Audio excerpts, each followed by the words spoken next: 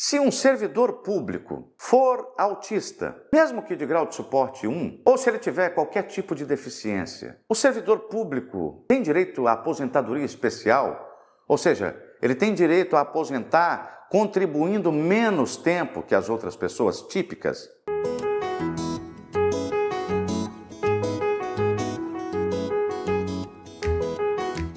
Vamos lá, eu acho que vai dar um trabalhinho para responder essa pergunta, porque a gente tem que gastar um pouco de saliva.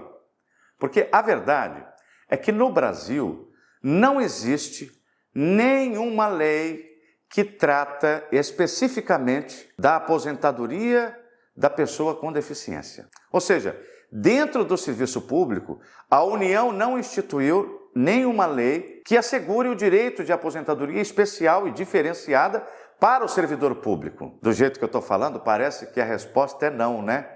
Que o servidor não tem direito de aposentadoria especial, porque afinal não tem uma lei federal e também os estados e municípios não têm interesse em fazer uma lei para disciplinar isso, já que a própria União não tem uma lei.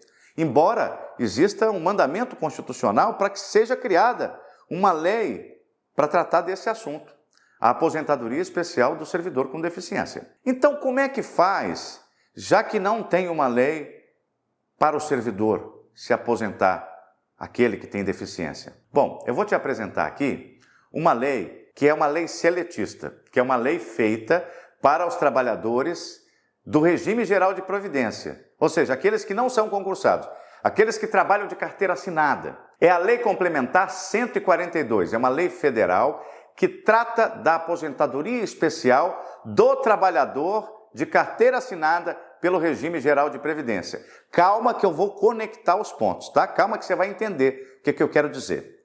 Né? Porque muita gente pode estar ansiosa, e eu sei que tem muita gente com TDAH que assiste meus vídeos. A pessoa fica ansiosa e já começa a perguntar, por que ele está falando de aposentadoria especial de quem trabalha de carteira assinada, se a proposta do vídeo foi falar do servidor público? Calma que eu vou esclarecer isso, e não vou enrolar não, é rapidinho, já já você vai entender. Presta atenção, a Lei Complementar 142 disciplina o direito de aposentadoria especial da seguinte forma, é no artigo 3º, tá? Da LC 142. É assegurada a concessão de aposentadoria pelo regime geral de previdência social ao segurado com deficiência, observadas as seguintes condições. Aqui nós vamos saber o tempo de serviço que a pessoa tem que trabalhar para poder se aposentar sendo deficiente. E aqui a lei divide as deficiências em 3 categorias: leve, moderada e grave. Aos 25 anos de tempo de contribuição, se homem, e 20 anos se mulher, no caso de segurado com deficiência grave. Então, se a deficiência for considerada grave, é 20 anos mulher e 25 anos de contribuição se homem. O inciso 2 diz, aos 29 anos de tempo de contribuição se homem e 24 anos se mulher, no caso de segurado com deficiência moderada. E o inciso 3, aos 33 anos de tempo de contribuição se homem e 28 se mulher, no caso de segurado com deficiência leve. Bom, muita gente costuma falar nos meus vídeos, sabe aquele que era antigamente síndrome de Asperger? Aquilo que hoje chamam autismo grau de suporte 1? Então, aqui você vê que não fala em suporte. Fala leve, moderado e grave, é o conceito legal. Eu entendo que o autismo de grau de suporte 1 é a chamada deficiência leve. Aí a pessoa vai e coloca aí, não existe autismo leve. Tá bom, só que aqui, na lei, se um autista quiser se aposentar por aposentadoria especial, pela regência dessa lei, ele vai ter que buscar o enquadramento na categoria leve. Não existe autismo leve, mas a lei fala em leve, moderado e grave. A lei não fala grau de suporte. Então você tem que trabalhar com o que diz a lei. Não o que a pessoa pensa, o que está no DSM, mas no critério legal que é adotado pelo Brasil. Dito isso, eu penso que pode ser que alguém que esteja situado no grau do suporte 1, porque tem uma linha entre o 1 e o 2 que às vezes é muito tênue, sabe? Às vezes a pessoa pode conseguir lograr êxito e ter o reconhecimento do nível de suporte 2 e aí muda a categoria para moderado, aí tem um tempo menor de contribuição, sabe? Parece que eu estou fugindo do assunto, né? Mas eu não estou, não. E o servidor público? O que tem a ver essa lei com o servidor público? É o seguinte, quando o Estado, ou seja, quando uma república, um país, não cumpre a Constituição, quando o Legislativo, embora a Constituição tenha dito para ele confeccionar uma lei para disciplinar certo assunto, quando ele não faz, quando ele vai deixando para lá e nunca aprova a lei, e por não aprovar a lei, fica uma insegurança jurídica, porque não tem previsão, a pessoa tem deficiência, trabalha na administração indireta, trabalha numa fundação pública, trabalha num órgão do governo e tem deficiência, aí ela faz o requerimento e o pessoal diz, não tem previsão legal, não tem lei, você não tem direito não. Veja como é grave isso. A Constituição manda criar uma lei e a lei nunca é criada, né, prejudicando direitos e gerando insegurança jurídica.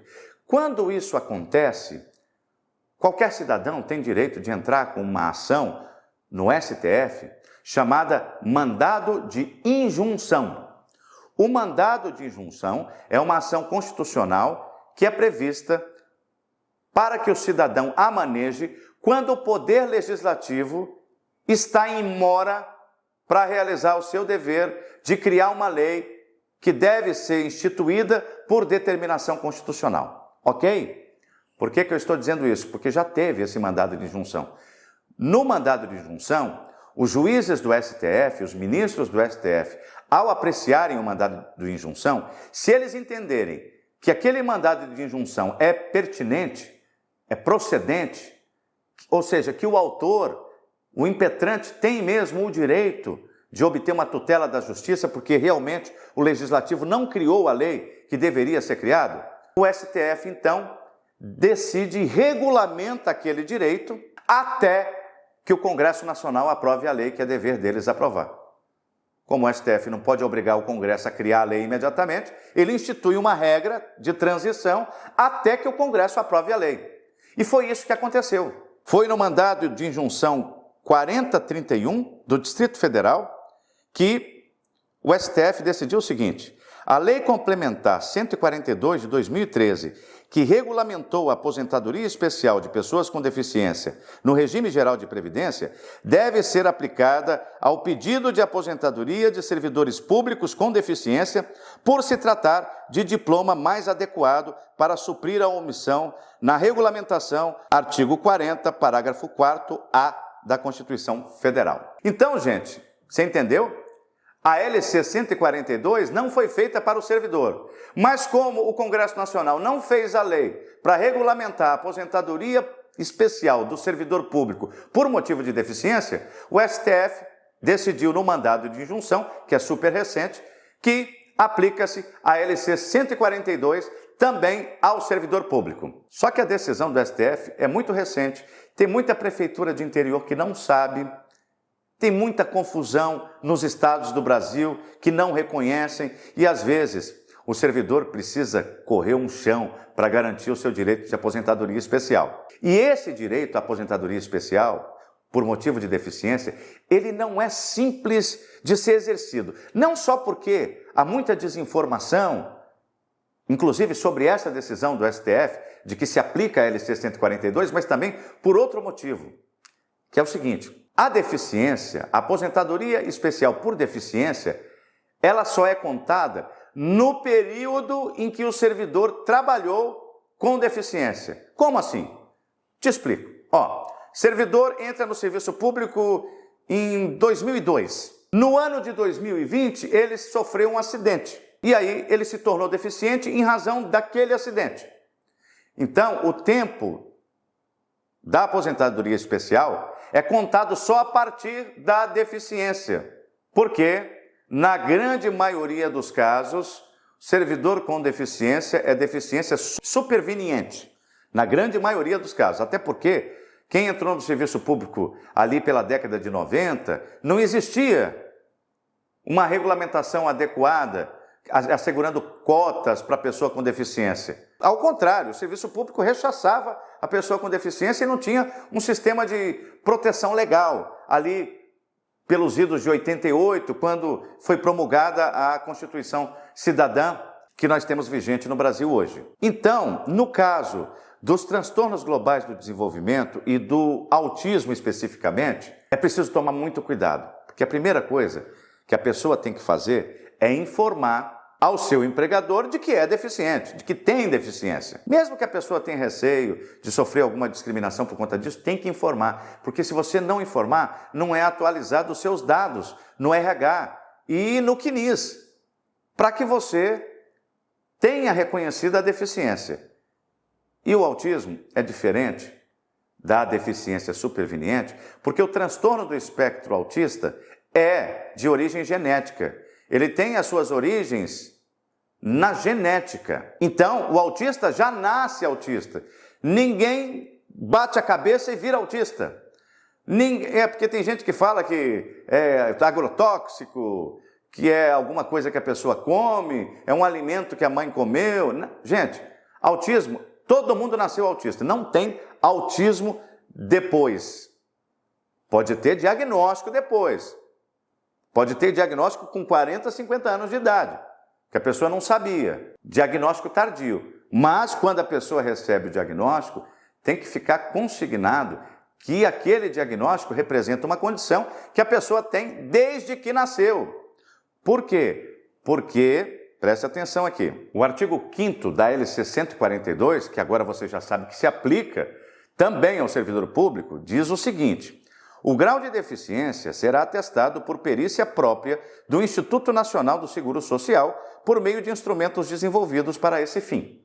Então, você vai ter que passar por uma perícia lá. Claro que você vai levar todos os documentos que você já tem, os seus documentos médicos para essa perícia. E o artigo 6º diz o seguinte: a contagem do tempo de contribuição na condição de segurado com deficiência será objeto de comprovação exclusivamente na forma desta lei complementar. Então tá vendo, ó, a lei não fala nada sobre o autismo, né? A lei já presume que a deficiência é superveniente, porque está dizendo aqui que a contagem do tempo de contribuição na condição de deficiente, entendeu?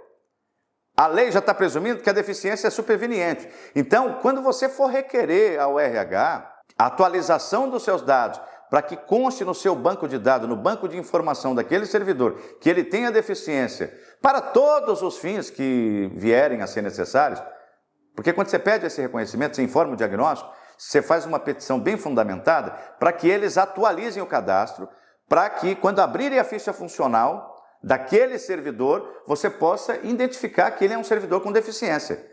Só que não só, você precisa demonstrar que a deficiência é genética. Aí você tem que colocar estudos em outra língua, de institutos de credibilidade, de revistas científicas, tem que traduzir para o português. Seu médico tem que fazer um laudo bem detalhado. O médico vai ter que colocar no laudo informações sobre a natureza genética do autismo, para que não fique nenhuma dúvida que não é um autismo superveniente. O servidor não bateu a cabeça e ficou autista. Ele é autista desde que nasceu.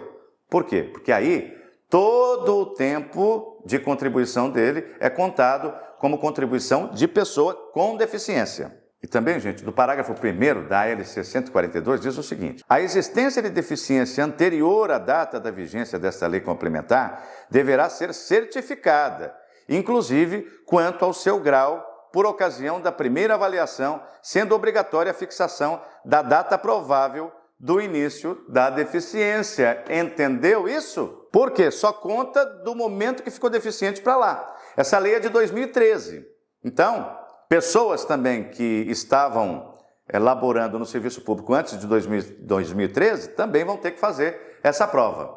Todos os servidores, para se enquadrar nessa aposentadoria especial, precisam fazer essa prova. Gente, tem outra coisa que eu queria dizer. Você não deve fazer o pedido de aposentadoria direto. Você fazer a conta, acha que já deu tempo, porque está na LC 142, e já fazer o pedido da aposentadoria. Aqui no escritório, quando nós representamos servidores públicos nesses requerimentos, requerimento de adaptação especial, requerimentos de reconhecimento da condição de deficiente para todos os efeitos legais, a gente primeiro dirige uma petição muito bem instruída, com documentos médicos satisfatórios a demonstrar tudo o que a lei exige, a deficiência, a natureza dela, de onde ela vem, desde quando ele é deficiente, né? Laudos consistentes. Temos até um convênio com uma plataforma aqui onde há médicos especialistas em produzir laudos e perícias para utilização em requerimentos e processos judiciais, de modo que a gente consegue demonstrar com clareza tudo aquilo que a lei exige. Primeiro, a gente pede, seja lá qual for a intenção do nosso cliente, da pessoa, do servidor a quem a gente representa. Não importa se ele quer adaptação especial, se ele quer redução de jornada, se ele quer home office ou se ele quer se aposentar. Primeira coisa, a gente pede ao RH para reconhecer que aquele servidor tem deficiência e atualizar a base de dados daquele servidor, tanto internamente quanto no CNIS da Previdência. Né? Até porque muitos somam tempo de contribuição de momentos anteriores ao serviço público, muitos não têm regime de previdência próprio, trabalham também com os dados do CNIS e muitos podem deixar o serviço público e passarem a trabalhar no mercado privado. Independente de ter um regime de previdência ou não, próprio ou não, esses dados têm que ser atualizados no CNIS também, da Previdência. Depois que isto é feito, aí o cliente vai decidir. Você quer aposentar ou você quer receber o abono de permanência e continuar trabalhando? Porque tem isso, às vezes, a pessoa ainda se sente bem e quer continuar trabalhando. Ela vai trabalhar, continuar trabalhando, mesmo tendo o direito de se aposentar, mas vai receber o abono de permanência. E além disso, a pessoa pode receber o abono de permanência e ainda obter adaptações. Pode demonstrar que precisa de redução de jornada, trabalho em home office ou que necessita de uma remoção por motivos de saúde. Gente, qualquer dúvida, qualquer coisa que eu não tenha esclarecido ou qualquer coisa que talvez eu não tenha esclarecido suficientemente, você pode perguntar aqui nos comentários, tá bom? Eu espero que esse vídeo tenha sido útil. Se ele foi útil, eu peço a você que se inscreva no canal, que clique no sininho, que dê um joinha e que compartilhe com outras pessoas que, assim como você, possa ter interesse nesse assunto. Contatos profissionais na descrição. Muito obrigado e até o nosso próximo encontro.